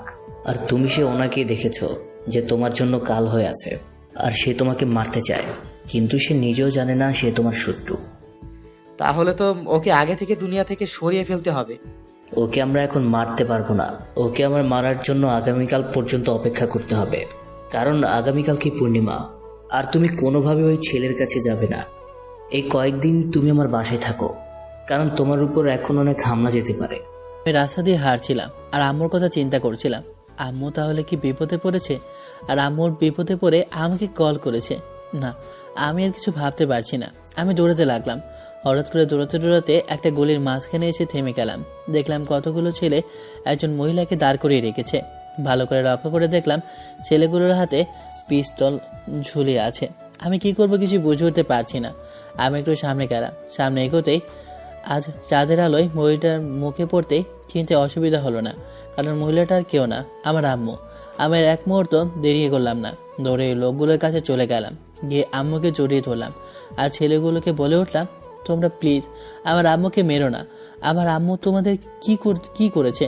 তোমাদের তোমরা প্লিজ আমার আম্মুকে মেরো না। আমার আম্মু তোমাদের কি করেছে? তোমাদের যা দরকার তোমরা তা নিয়ে চলে যাও। আরে আমি তো তোর আম্মুকে মারার জন্য এখানে আসিনি, এখানে এসেছি তোকে মারার জন্য। এটি আমার লক্ষ্য। আমি জানি ওই বুড়াটা যতই বলুক না কেন, আমি বিশ্বাস করি না তোর জন্য সবকিছু হয়েছে। তুই আমার বন্ধুকে মেরেছিস। এত সময় ধরে আমি খেয়াল করিনি যে আমার সামনে কে দাঁড়িয়ে আছে। ভালো করে তাকাতে আমার চিনতে অসুবিধা হলো না, কারণ ছেলেটা যে আমাদের ভার্সিটির ওই সিনিয়র ছেলেটা, রনি নামের ছেলেটা। দেখো ভাই, ভার্সিটিতে যা হয়েছে তা ওখানে তুমি কেন আমার ফ্যামিলির উপর টার্গেট করেছো? কারণ তুই একটা অসভ্য। তোর জন্য আমার বন্ধু মরেছে, আর আমিও মরবো, কিন্তু তোকে আমি আগেই মেরে ফেলবো। তাহলে সবকিছুর সমাধান হয়ে যাবে, তাই না? তোমরা আমার ছেলেকে কিছু করো না প্লিজ। তোমরা আমার ছেলেকে মেরো না। তোমাদের কাছে হাত জোর করে আমি বলছি। এই বুড়িকে আগে উপরে পাঠিয়ে দে, তারপর বুড়ির ছেলেকে মারিস, না হলে ওকে মারতে পারবি না। দেখলাম রনি কথাটা বলতেই দুপাশ থেকে দুটো ছেলে এসে আমাকে মারবে, তখনই আম্মু আমার কাছে চলে আসে। তখনই হকি স্টিকের বাড়িটা আমার মাথায় না লেগে আম্মুর মাথায় লাগে, আর আম্মু অজ্ঞান হয়ে যায়। আমি আম্মু বলে চিৎকার করে আম্মুর দিকে এগিয়ে যাই। কি রে, তোর মাকে মেরেছি তাই কষ্ট হচ্ছে, তাই না? কারণ আমি তো মারবই, তোর সবাইকে মেরে ফেলবো, কারণ তোর জন্য আমার বন্ধু মরেছে। তোর মধ্যে কি আছে দেখা, যে যার জন্য তুই এত কিছু করতে পারিস। আজকে তো আমি দেখেই ছাড়বো, না হয় তোকে উপরে পাঠিয়ে দিব। আম্মুর এমন অবস্থা দেখে আমার জন্য রাগের শরীরটা এতটা চলে যাচ্ছে, আমি কি করবো কিছু বুঝে উঠতে পারছি না। আমার রাগটা নিজের প্রতি আর কন্ট্রোল করতে পারছি না। হঠাৎ করে আমার কেমন একটা অদ্ভুত পরিবর্তন হতে শুরু করলো। আমার শরীরের মধ্যে একটা শক্তি চলে আসতে লাগলো। এই কি দেখছি আমি? এটা কি, এটা কি করে সম্ভব? আমাকে তো আঙ্কেল ঠিকই বলেছে। আমি তাহলে এই ভুলটা কি করে করলাম? এটা হতে পারে না, এটা অসম্ভব। হঠাৎ করে কিসের যেন একটা বিদ্যুৎ চমকালো, যেমন বৃষ্টি হলে বিদ্যুৎ চমকায়, ঠিক তেমন একটা বিদ্যুৎ চমকালো, আর পরিবেশটা একদম নিস্তব্ধ হয়ে গেল। আমি যখন চোখ খুলে দেখাই তখন দেখি আমার পাশে আম্মু অজ্ঞান হয়ে পড়ে আছে, আর বাকি যারা ছিল সবগুলো দেখলাম ওরা মরে আছে। এটা কি করে হলো কিছু বুঝে উঠতে পারছি না আমি। আম্মুর জ্ঞান ফিরছে না, তাই আম্মুকে তুলে নিয়ে আমি বাসায় চলে গেলাম। আম্মুকে বাসায় নিয়ে আসি। আম্মু এখনো অজ্ঞান হয়ে আছে, তাই আম্মুর মুখে পানি দিতেই তখনই আম্মুর জ্ঞান উঠে যায়। আম্মুর জ্ঞান ফুটেই আম্মুকে প্রশ্নতে জড়িয়ে দেই। আম্মু, তুমি একটা সত্য কথা বলবে আমাকে? বাসায় আসার কথা মনে পড়তেই আমার খেয়াল হলো, আমি যখনই আম্মুকে তুলে নিয়ে বাসায় আসার জন্য রওনা দিয়েছিলাম, আমার পাগুলো যেন আকাশে উঠতে লাগলো। আমি যেন হাওয়ার সাথে 2 মিনিটের মধ্যে বাসায় চলে আসি। যে রাস্তা 2 ঘন্টায় শেষ হয় না, সেই রাস্তায় কি করে 2 মিনিটেই বাসায় চলে আসি, সেই চিন্তা আমি মাথার মধ্যে একেবারে ঢুকাইনি। কিন্তু আম্মুর কথায় তখনই মনে পড়লো আমি 2 মিনিটের মধ্যেই বাসায় চলে আসি। তখন আম্মু আবারও বলে ওঠে, কিরে বাবা, কথা বলছিস না কেন? তুই ঠিক আছিস তো? তোর কিছু হয়নি তো? কেউ তোকে কিছু করেনি তো? না মা, আমাকে কেউ কিছু করেনি, আর আমার কিছু হয়নি, কিন্তু তুমি আমার একটা প্রশ্নের উত্তর দাও। এত বড় একটা বিপদ থেকে উদ্ধার হয়েছি, তার উপর তোর আবার কি প্রশ্ন থাকতে পারে? তুমি আমার মাথা ছুঁয়ে একটা কথা বলো যে আমি তোমার ছেলে কিনা। কথাটা বলতে আম্মু ঘাট থেকে লাফ দিয়ে উঠে পড়ে। তখন আম্মু বলে ওঠে, নিলয়, তুই হঠাৎ করে এসব বলছিস? তোর মাথা ঠিক আছে তো? তুই এগুলো কি বলছিস? আম্মু, আমি একদম ঠিক আছি আর সুস্থ ছেলে আছি। তুমি সত্য করে বলো, আসলে আমি তোমাদের ছেলে কিনা, নাকি আমার অন্য কোনো পরিচয় আছে? কথাটা শুনে এখন যেন আম্মু একদম নিস্তব্ধ হয়ে গেছে। আমার মুখ থেকে আর কোনো কথা বের হচ্ছে না। তখন আমি আম্মুকে আবারও জোর দিয়ে বলে উঠি, সত্যি করে বলো আম্মু, এটা কিন্তু আমার জানা খুবই প্রয়োজন। তখন আম্মু দেখলো আমার আর প্রশ্নটা কোনোভাবেই আম্মু বেরোতে পারছে না, তাই এক প্রকার বাধ্য হয়ে স্থির হয়ে আমার উদ্দেশ্যে মাথা নিচু করে বলে ওঠে, তুই আমাদের সন্তান না, এটা সত্য কথা, কিন্তু এটাও সত্য যে তুই আমাদের সন্তানের থেকেও অনেক কিছু। তোকে আমরা নিজের ছেলের থেকেও অনেক বেশি ভালোবেসে বড় করেছি। তুই আমাদেরকে ভুল বুঝিস না বাবা, আমরা সত্যিই তোকে আমাদের নিজের সন্তানের থেকেও বেশি ভালোবাসি। বিষয়টা তা না মা, সত্যিটা হচ্ছে যে আমিও সেই স্বপ্ন দেখি, যে স্বপ্নটা ছোটবেলা থেকে আমি দেখে এসেছিলাম। এখন তোমার কাছে আমি শুধু আসল সত্যটা জানতে চাই যে মা, আমার আসল পরিচয়টা কি? আজ থেকে 20 বছর আগে আমি আর তোর বাবা যখন গ্রামে গিয়েছিলাম বেড়ানোর জন্য, তখন আমরা রাস্তার পাশে তোকে অজ্ঞান অবস্থায় খুঁজে পাই। দেখলাম তোর মাথা দিয়ে প্রচুর পরিমাণ রক্ত যাচ্ছে। আমি আর তোর বাবা তাড়াহুড়া করে তোকে হসপিটালে নিয়ে যাওয়ার উদ্দেশ্যে রওনা দিই। ওই সময় তোকে দেখে আমার এতটা মায়া হয় যে আমি নিজের অজান্তে কেঁদে ফেলি। আমার মনে হয়েছিল এক মুহূর্তের মধ্যে যেন আমার নিজের সন্তান, আমার সন্তানকে আমি হারিয়ে ফেলেছি। তোকে যখন কোলে নিই তখন আমার বুকটা ভরে যায়। আমি নিঃসন্তান ছিলাম, আমার কোনো সন্তান ছিল না, তাই আমি তোকে যেন আমার নিজের সন্তান ভেবে নিয়েছিলাম। তোকে আমরা হসপিটালে নিয়ে যাই। হসপিটালে নিয়ে যাওয়ার পর ডাক্তার এসে বলে তোকে নাকি বাঁচানো সম্ভব না, তারা তোর অবস্থা ক্রিয়েটাকার হয়ে গেছে। তোর ব্লাড এমনই যে ডাক্তার নিজে খুঁজে বের করতে পারছে না। তোর রক্তের গ্রুপটা কিন্তু আমরা অনেক চেষ্টা করলাম, কিন্তু এই গ্রামের ভিতরে কোথাও এমন কোনো ডাক্তার পাইনি যে তোকে বাঁচাতে পারবে। তাহলে মা আমাকে কোথায় নিয়ে গেছিলে? আমি কিভাবে তাহলে সুস্থ হয়েছি? আমি কিভাবে বা বেঁচে উঠেছি? ওই সময় তোর বয়স ছিল 6 বছর। এই 6 বছরের মাসুম একটা চেহারা দেখে আমার হৃদয় আর হৃৎপিণ্ড দুটোই কেঁপে উঠেছিল। তোর এই মায়াবী চেহারা যেন বারবার আমার দিকে টানছিল। তাই আমি তোর বাবাকে অনেকবার বলেছি যে কোনোভাবেই হোক তোকে বাঁচাতে হবে। আমার জেদের কাছে তোর বাবা হার মেনে তোকে নিয়ে ইউএসএ চলে যায়। ওখানে অনেক বড় ডাক্তারদের সাথে কথা বলে এরপরে তোকে একজন ডাক্তার দেখে ডাক্তার বলেছিল তোকে সাপের ব্লাড দিলে তুই নাকি আবার ঠিক হয়ে যাবি। মানে আমি বুঝলাম না, আমার রক্তের গ্রুপ তো মানুষের রক্ত গ্রুপ হবে, তাহলে সাপের রক্ত আমার শরীরে দিয়েছে মানে? কিছু বুঝলাম না আম্মু। ডাক্তার বিষয়টা আমাদেরকে কিছুই বলেনি। আমাদের অজান্তেই ডাক্তার তার অপারেশনটা চালিয়েছে আর আমাদেরকে বলেছে শুধু সাপের রক্ত ধারায় তোকে বাঁচানো সম্ভব। আমরা আর এত কিছু ভাবিনি, আমরা শুধু চেয়েছি তোর জীবনটা। প্রায় 15 দিন আইসিইউতে থাকার পরে তোর জ্ঞান ফেরে। এরপর আমি যখন তোর কাছে যাই, তোর পরিচয় জানতে চাই, তখন তুই কিছুই জানিস না, বলতে পারিস না। তোর সব স্মৃতিশক্তি হারিয়ে গিয়েছে। তুই কোনো কিছুই মনে করতেই আর কখনো পারবি না। যদি পারিস তাহলে সেটা তোর ভাগ্য, কিন্তু না পারার সম্ভাবনা 100%। কিন্তু ওই সময় তোকে যে আমার খুবই মায়া লেগে যায়, কারণ আমি নিঃসন্তান ছিলাম আর তোকে আমার সন্তান হিসাবে ভেবে নিয়েছি। তাই আমি তোর বাবাকে বলে তোকে দত্তক নেই আর লালন পালন করি। বিশ্বাস কর, তোকে আমি আমার মায়ের আদর থেকে কখনো কম কিছু দিই নাই। এমন করে বলো না আম্মু, আমি তোমাদেরই সন্তান, আমি অন্য কারো না, আমি তোমাদের। কথাটা বলে আমি আম্মুর কোলে মাথা রেখে ঘুমিয়ে পড়লাম আর আম্মু আমার মাথায় হাত বলে দিতে দিতে বলে ওঠে, কিন্তু বাবা, ওই ছেলেগুলোর কি হয়েছে? যখন আমার জ্ঞান ফিরে তখন আমি নিজেকে বাসায় আবিষ্কার করি, কিন্তু ওই সময় খেয়াল করেছিলাম ওই ছেলেগুলো আমার মাথায় একটা বাড়ি দিয়েছিল। এরপরে আমার কিছু মনে নেই। আম্মু আমার কিছু মনে নেই। আমার যখন জ্ঞান ফিরে তখন দেখতে পাই ও ছেলেগুলোর লাশ নিচে পড়ে আছে আর তুমি অজ্ঞান হয়ে যাচ্ছ।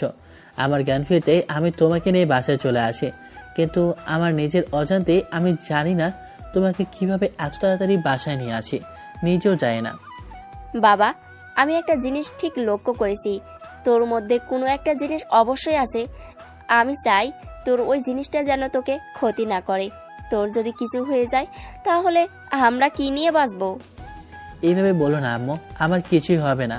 আর তুমি কিভাবে শিওর হলে যে আমার মধ্যে এমন কোনো কিছু আছে যা তুমি আগেও মনে হয় দেখেছো? আমার এখনো মনে আছে যখন তোর 12 বছর বয়স, তখন আমরা তোকে নিয়ে বিদেশ থেকে দেশে ফিরি। তোর বাবা ওখানে পাশে থাকবে, কারণ আমার পছন্দ দেশে থাকার জন্য, কিন্তু তোর বাবা চায় বিদেশে থাকার জন্য। কিন্তু আমাদের জন্য তোর বাবাকে আবার দেশে ফিরতে হয়। আমরা যখন দেশে ফিরেছিলাম তখন এয়ারপোর্টে আমাদেরকে তোর বাবার শত্রুরা ঘিরে ফেলে এবং কি তারা আমাদেরকে মারার জন্য তেড়ে আসে। কিন্তু অদ্ভুত ব্যাপার, তারা যখন আমাদের কাছে আসে তখনই তাদের গলা খুব যন্ত্রণা করতে লাগলো এবং তারা অজ্ঞান হয়ে পড়ে মারা যায়। এমন অনেক দুর্ঘটনার মধ্যে আমরা পড়ি, কিন্তু আমরা সব দুর্ঘটনা কাটিয়ে আবার বেঁচে ফিরে যাই। এটা আজও কি আমাদের লাকি নাকি অন্য কিছু আমরা আজও জানতে পারিনি। আচ্ছা যাই হোক বাবা, তুই এসব ভেবে লাভ নাই। যাও হওয়া তা হয়ে গেছে। তুই এখন খাওয়া দাওয়া করে শুয়ে পড়। আগামীকালকে তোকে আবার ভার্সিটিতে যেতে হবে। আম্মু কথাটা বলে রুম থেকে বের হয়ে যায়। একটু সময় পর আম্মু আমার জন্য খাবার নিয়ে আসে। খাবার আনতে আমি খাবারগুলো খেতে শুরু করতে যাব, তখনই দেখলাম হাতের ফোনটা বেজে ওঠে। ফোনের স্ক্রিনে তাকিয়ে দেখি রুদ্র কল করেছে।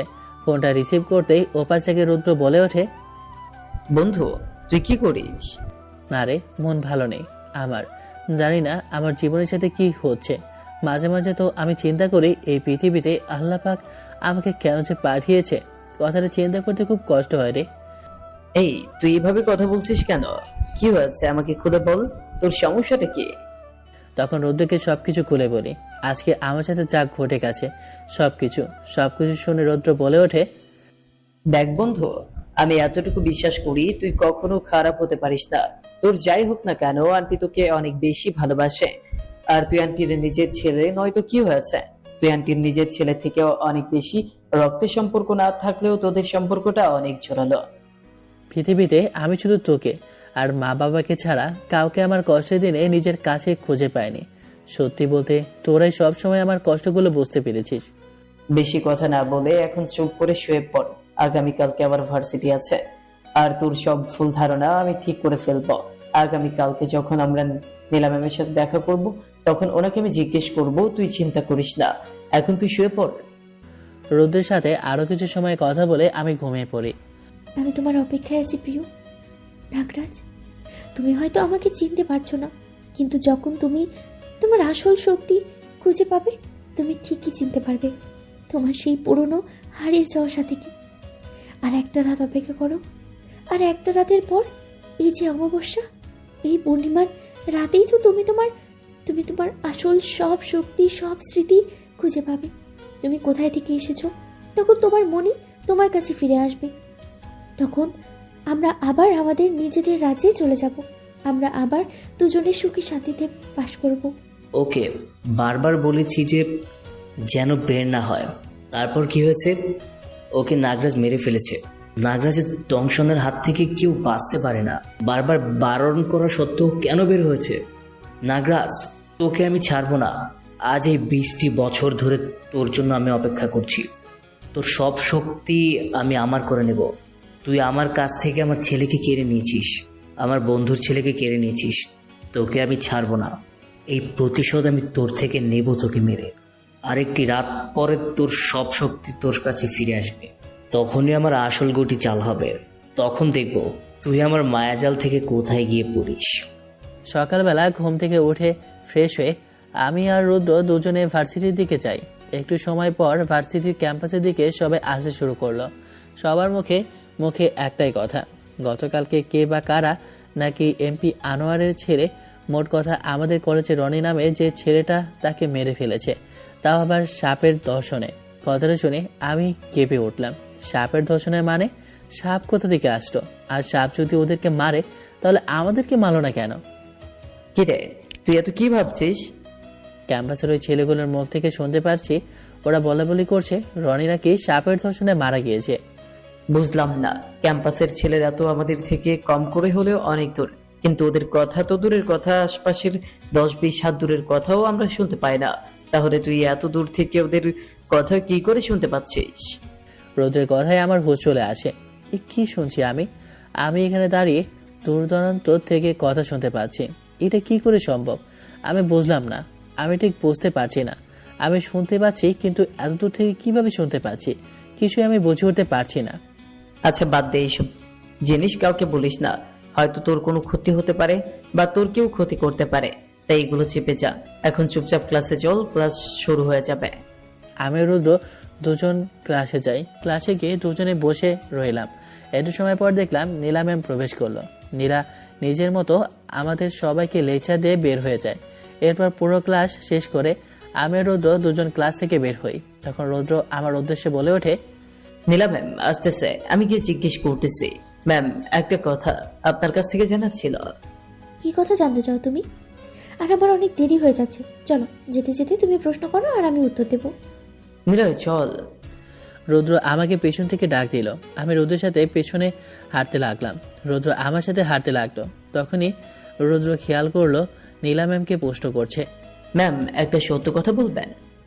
কি বলতে চাও তুমি বলো। আর কি বা তুমি আমার কাছ থেকে জানতে চাও? ঠিক আছে, আমি বুঝতে পারলাম না। আমার বন্ধু বলছে আপনি নাকি এক অসভ্য সাজ, যে কিনা বারবার আমার বন্ধুর কাছে আসছেন আর কি যেন চাচ্ছেন। এটা কি সত্যি? তোমার বন্ধুর মাথা খারাপ হয়ে গেছে, তাই এরকম ভুলভাল বকছে। তুমি ওকে ডাক্তারের কাছে নিয়ে যাও, তাহলে ঠিক হয়ে যাবে। সাথী, তুমি তুমি অনেক বড্ড বোকা। তুমি মনুষ্য জাতকে এত সহজে আপন করে নিয়েছো, ওদের বিশ্বাস করেছো, কিন্তু পুরাই যে আমাদের শত্রু। রুদ্র তার নিজের মনে কি কি প্রশ্ন করছে নীলাকে, তখনই দেখলাম কতগুলো ছেলে বাইক নিয়ে এসে আমাদের মাঝখানে ঘুরঘুর করছে। কারণ তো একটাই হবে, সেটা হচ্ছে গিয়ে নীলা। কারণ নীলার মতো এমন একটা সুন্দরী মেয়ে আমাদের তলাতে ঠিক আর একটাও নেই। নীলার সৌন্দর্যটা আসলে অনেক মুগ্ধকর, যে কোনো ছেলে তার রূপ দেখলেই হিপনোটাইজ হতে বাধ্য করবে। ওইখানে বকারি ছেলেগুলো হয়তোবা কিছুদিন ধরে নীলার উপর নজর পড়েছে, তাই আজকে সুযোগ পেয়ে নীলার সর্বনাশ করার জন্য ছেলেগুলো চলে এসেছে। যখনই আমি ছেলেগুলোর উদ্দেশ্যে বলতে যাব, তখনই ছেলেগুলো সাপ বলে চিৎকার করতে লাগলো। নিলয় দেখ কত বড় সাপ, তুই তাড়াতাড়ি তোর সামনে থেকে পালা, কারণ সাপটা তোর দিকেই এগিয়ে আসছে। আমি কথাটা শুনে পিছনে তাকালাম, দেখলাম অনেক বড় একটা সাপ দাঁড়িয়ে আছে। তখনই সাপটা দেখলাম আমার দিকে এগোতে লাগলো। মনে মনে ভেবে নিলাম এটাই মনে হচ্ছে আমার শেষ। এভাবেই মনে হয় আমার জীবনটা যে শেষ হয়ে যাবে। কখনো ভাবিনি, কিন্তু আমাকে অবাক করে দিয়ে সাপটা আমার পাশ দিয়ে গিয়ে ছেলেগুলোকে ছোবল মারতে লাগলো। ছেলেগুলো অনেক পালানোর চেষ্টা করলো, বাইক স্টার্ট দিতে লাগলো, কিন্তু ওদের যেন বাইকের স্টার্ট নিচ্ছে না। ওরা পালাতে চাচ্ছে, কিন্তু পালানোর মতো শক্তি ওরা খুঁজে পাচ্ছে না। কোনো এক অদ্ভুত জালের মধ্যে ওরা ফেসে গিয়েছে। আমি চিন্তায় ছিলাম নীলার জন্য। পেছনে তাকিয়ে দেখি নীলা নেই। নীলা ওধাও, সেই দিনের মতো। রুদ্র দেখ, নীলা নেই। ভয় পালিয়ে গিয়েছে, তাই ওনাকে সাপটা দেখতে, তাই নিয়ে আমরা তো আর পালাতেও পারছি না। সাপটা এক এক করে যে বকাটে ছেলেগুলো ছিল সবগুলোকে ধর্ষণ করে। তখন সাপটা আবারও আমাকে অবাক করে দিয়ে আমার পাশ দিয়ে গিয়ে রুদ্রের কাছে এগোতে লাগলো। নিলয় আমাকে বাঁচা, আমি হাঁটতে পারছি না, না পারছি কোথাও যেতে। আমি পাথর হয়ে দাঁড়িয়ে আছি, আমি কিছুই করতে পারছি না। রুদ্রকে আমি পালানোর জন্য বলছি, কিন্তু দেখছি ওর হাত পা যেন নড়ছে না। কিন্তু আমার বিষয়ে পুরোটাই উল্টো। আমি স্বাভাবিক মানুষের মতো সবকিছু করতে পারছি, কিন্তু এত সময় যারা ছিল তারা কেউ একটা শব্দ করা তো দূরের কথা, ওরা একটা পাও বাড়াতে পারছিল না। শুধু রুদ্র আমার সাথে কথা বলতে পারছে, ও আর জায়গা থেকে নড়তে পারছে না। সাপটি নিমিষেই রুদ্রের কাছে এগোতে লাগলো। আমি রুদ্রের কাছে চলে গেলাম। যখন আমি রুদ্রের কাছে গেলাম, তখনই দেখলাম সাপটা দাঁড়িয়ে গেল। প্লিজ, তুমি যেই হও না কেন, তুমি আমার বন্ধুকে মেরো না। প্রয়োজন হলে তুমি আমাকে ধর্ষণ করো, তারপরেও তুমি আমার বন্ধুকে প্লিজ মেরো না। আমার জীবনের বিনিময়ে হলেও আমার বন্ধুকে তুমি মেরো না। তখনই দেখলাম সাপটা উধাও হয়ে যায়। তখন খেয়াল করলাম রুদ্র অজ্ঞান হয়ে গেছে, তাই আমি ওকে নিয়ে বাসায় চলে যাই। রুদ্রকে বাসায় আনতেই আঙ্কেল আন্টি অনেকটা বিচলিত হয়ে যায়। ওনাদেরকে সান্ত্বনা দেওয়ার জন্য বলে উঠি, আসার সময় রুদ্র একটু বেশি চিন্তায় ছিল, তাই মাথা ঘুরে পড়ে গিয়েছে। ওনাদেরকে কোনো রকম বুঝিয়ে ডাক্তারকে কল করে ডাক্তার এসে রুদ্রকে একটা স্যালাইন দিয়ে যায় আর বলে কিছুক্ষণ পর জ্ঞান ফিরবে। আজ পূর্ণিমা রাত, তাই সন্ধ্যা হয়ে যাচ্ছে। আমি আর দেরি করলাম না, আঙ্কেল আন্টিকে বিদায় জানিয়ে বাসায় চলে আসলাম। কি রে বাবা, তোর আসতে এত দেরি হলো কেন? আমরা অনেকটা দুশ্চিন্তার মধ্যে ছিলাম। আমি তো এই এয়ারপোর্ট থেকে এসে তোকে কল করছি আমাকে আনার জন্য, কিন্তু তোর ফোন তো বন্ধ রয়েছে। এরপরে আমি তাড়াহুড়ো করে বাসায় আসলাম। তোর আম্মু বলছে তুই এখন নাকি বাসায় ফিরিসনি। না আব্বু, আসলে আসার সময় হঠাৎ করে রুদ্র অসুস্থ হয়ে যায়, তাই ওকে নিয়ে দিয়ে আসি। আর ডাক্তারকে কল করেছিলাম, ডাক্তার এসেছিল, সেজন্য অনেকটা লেট হয়ে গিয়েছে। কি বলিস? মাত্রই তো ওর বাবার সাথে আমার কথা হয়েছে, এর মধ্যে আবার এত কিছু হয়ে গেছে? এখনো ঠিক আছে তো? হ্যাঁ, এখনো সুস্থ আছে। রোদের কারণে হয়তোবা ওর মাথা ঘুরে গিয়েছিল, তাই। অনেকবার বলেছি যে এই রোদের মধ্যে তোরা হাঁটাহাঁটি করিস না। তোদেরকে বলেছি গাড়ি নিয়ে বের হ, গাড়ি নিয়ে বের হও। বাসায় এতগুলো গাড়ি আছে, সবগুলো পড়ে আছে, তোরা গাড়ি নিয়ে যাস না। আর কি এখন শুরু হয়ে গিয়েছে, আমুর বকাবকি। প্রায় 10 মিনিট বকাবকি শোনার পর এরপরে কানটা একটু পরিষ্কার হলো। আরে মমতা, বাদ দাও, ছোট মানুষ বুঝে নাকি? খাবার দাও, ক্ষুধা লেগেছে। হ্যাঁ আম্মু, আমারও খুব ক্ষুধা লেগেছে, আর আজকে অনেক ঘুম পাচ্ছে, কেন জানি না। হ্যাঁ, আজকে আমারও কেমন জানি না, সন্ধ্যার পর থেকে ঘুম লাগছে, তাই খাবার দাও, খাবার খেয়ে শুয়ে পড়ি। হ্যাঁ, আমার আজকে ভালো লাগছে না, তাহলে বসো, সবাই খাবার খেয়ে শুয়ে পড়ি। আজকে কেমন জানি আমার চোখের মধ্যেই বারোই একটা ঘুম আসতেছে। আব্বু আম্মু কথা শুনে একটু অবাক হলাম। সবার ঘুম আসে মানে? আমি তো কিছুই বুঝলাম না। সবার একসাথে কি করে ঘুম আসতে পারে? কিছু না বলে আমরা সবাই খাবার খেলাম। খাবার খেয়ে যে যার রুমে গিয়ে শুয়ে পড়লাম। আমি চোখটা বন্ধ করতে নিমেষের মধ্যেই গভীর নিদ্রার মধ্যে ডুবে গেলাম। রাত কয়টা বাজে জানি না। সেই রাত আবার চলে আসলো। আমার কাল হয়ে আমাকে ডাকতে লাগলো, কিন্তু না, এখন আর কোনো ভুল বা আস্তে শব্দ শোনা যাচ্ছে না। এখন একদম স্পষ্ট ক্লিয়ার শব্দ শোনা যাচ্ছে। কেউ আমাকে ডাকছে তার মায়াজালে যাওয়ার জন্য। অদ্ভুত একটা রাস্তা তৈরি হয়ে গেছে, আমাকে বারবার করে ডাকছে। হঠাৎ করে আমার শরীরের মধ্যে কেমন জানি না অদ্ভুত এক পরিবর্তন হতে শুরু করলো। পুরো শরীরটা জ্বলে ফেটে কষ্টে আমার জন্য বুকটা ফেটে যাচ্ছে। হঠাৎ করে আমার শরীরে পিঠ থেকে কিসে জানি চামড়া খুলতে শুরু করলো। আমি খাট থেকে উঠে বসে পড়লাম। আমি চিৎকার করছি, কিন্তু আমার চিৎকারের কোনো শব্দই যেন কারো কাছে যাচ্ছে না। দরজা খুলতে যাব, অদ্ভুত কাণ্ড, দরজা কোথাও খুঁজে পাচ্ছি না। আমি যখন পিঠ থেকে আমার খোসার চামড়াটা ধরবো, তখনই আমার খোসার চামড়াটা হাতে বের হয়ে আসে। এটা দেখে আমি ভয়ে লাফ দিয়ে উঠি, কারণ যে খোসার চামড়াটা আমার হাতে চলে এসেছে সেটা অন্য আর কিছু না, সাপের একটা খোসা চামড়া। না, এটা কি করে হতে পারে? আমার শরীরের মধ্যে সাপের চামড়া কি করে আসতে পারে? তখনই একটা অদ্ভুত মায়া ওপেন হয়, গেট দিয়ে আমাকে ভিতরে প্রবেশ করার জন্য ডাকছে। আমার শরীরটা ব্যথা যন্ত্রণায় ফেটে যাচ্ছে, আমি কিছু সহ্য করতে পারছি না।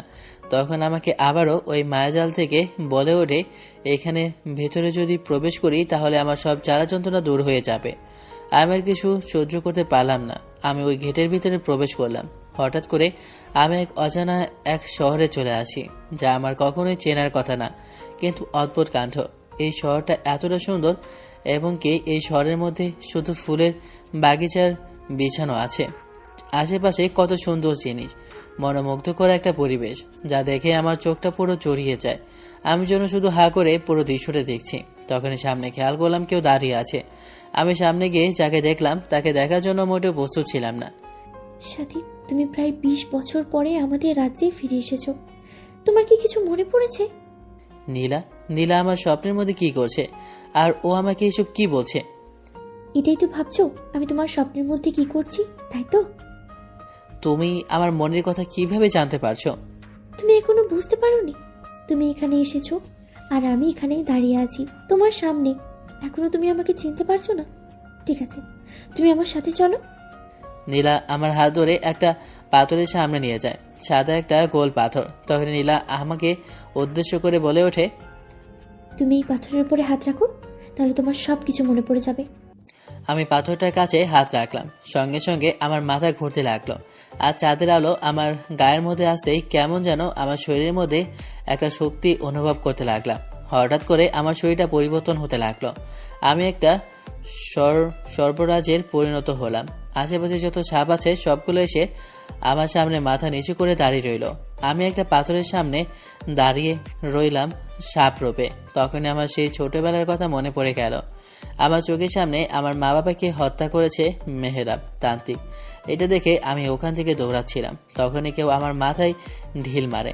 আমি সঙ্গে সঙ্গে মাথা ঘুরে পড়ে যাই। এরপর আমার আর কিছু মনে পড়েনি। আমি যখন এখানে আসি তখন আমার জ্ঞান ফিরে, কিন্তু আমি আমার আসল পরিচয় ভুলে গিয়েছি।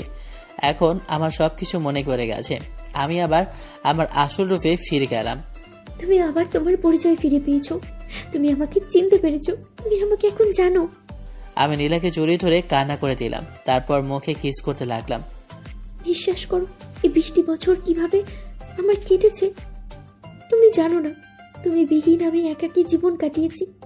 এই পৃথিবীতে বন জঙ্গলে শুধু তোমার অপেক্ষায় ছিলাম, আর আমি শুধু তোমার পথ চেয়ে বসেছিলাম।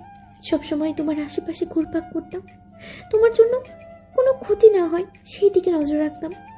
তুমি চলে যাওয়ার পর আমাদের পুরো রাজ্যটা ও শত্রুদল দখল করে ফেলেছে। ওরা নিজেদের দখলে আমাদের পুরো রাজ্যটাকে নিয়ে ফেলেছে। এখন থেকে তোমার মা বাবা আর তোমাকে কষ্ট করতে হবে না। রাজা ফিরে এসেছে তার রাজ্যে প্রতিশোধ নেওয়ার জন্য। আমি মেয়েরাপকে কখনোই ছাড়বো না। ওর জন্য আমি আমার মা বাবাকে হারিয়েছি। আমি নীলাকে বুকে জড়িয়ে নিলাম। এই চাঁদনি রাতে নীলা আমার বুকের মধ্যে শুয়ে পড়ল। আমি যেন এক প্রশান্তি অনুভব করতে লাগলাম। আজ 20 বছর পর যেন আমার মনের খালি জায়গাটা পূর্ণ হলো। আমি আমার নিজের রাজ্যে ফিরে আসলাম। আমি আমার ঘরে ফিরে আসলাম। আজ 20 বছর পর, যেটাই আমার আসল পরিচয় ছিল। কিন্তু পৃথিবীতে আমার আর কিছু কাজ রয়ে গেছে, ওইগুলো সম্পন্ন করে আমি আবার দেশে ফিরব। আমি আবার পৃথিবীতে যাব, আমি আবার ফিরে আসব। এই পৃথিবীটা আমাকে শিখিয়েছে ভালো মানুষ খারাপ মানুষ, আর আমাকে শিখিয়েছে তারা সত্য আর মিথ্যা।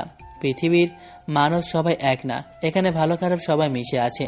আমরা যদি খারাপকে মারার জন্য সব ধ্বংস করতে যাই, সেখানে ভালো মানুষগুলো মারা যাবে। আমরা ওই পৃথিবীর মানুষ কাউকেই ছাড়বো না, সবাইকে আমরা মেরে ফেলবো। আমরা কাউকেই ছাড়বো না। ওদের জন্য আমাদের সবকিছু হারিয়ে ফেলেছি, ওদের জন্য আমাদের শান্তি হারিয়ে গিয়েছে। তুমি শান্ত হও, তুমি এসব নিয়ে ভেবো না। আমরা সঠিক সময় ওদের শাস্তি দেব। পৃথিবীতে সবাই খারাপ না, আর সবাই ভালো না। আর আমরা সেই খারাপ মানুষদেরকেই শাস্তি দেব যারা আমাদের সাথে অন্যায় করেছে। আমি তোমাকে এত বছর পর ফিরে পেয়েছি, আমি তোমাকে আর হারাতে চাই না। সব সময় আমার এই বুকে তোমাকে জড়িয়ে ধরে রাখতে চাই। নীলা আমাকে শক্ত করে জড়িয়ে ধরে আছে, যেন আমি আর কোথাও না হারিয়ে যাই। নীলাকে নিয়ে আমার সেই সাম্রাজ্যে চলে যাই। সেখানে যেতে সবাই আমাকে দেখে মাথা নিচু করে আগমন করতে লাগলো। এরপর আমি এসে আমার সিংহাসনে গিয়ে বসি। এতদিন ধরে একটা কালনাগ আমার রাজ্যটা শাসন করছিল। আমার রাজ্যের সবার অবস্থা খুবই বেহাল করে রেখেছিল। আমি আসার কথা শুনে ও বাড়িয়েছে। সবাইকে নতুন করে সংবিধান জানিয়ে দিলাম, আমার নতুন শাসন সবাইকে বুঝিয়ে দিলাম। পৃথিবীর মানুষ, তোমরা আমাকে ভুলো না, আমরা আবার ফিরে আসব। গল্পটা এখানেই শেষ করছি। তো কেমন লাগলো গল্পটা অবশ্যই কমেন্ট করে জানাবেন। আর ভালো থাকবেন, সুস্থ থাকবেন। আল্লাহ হাফেজ।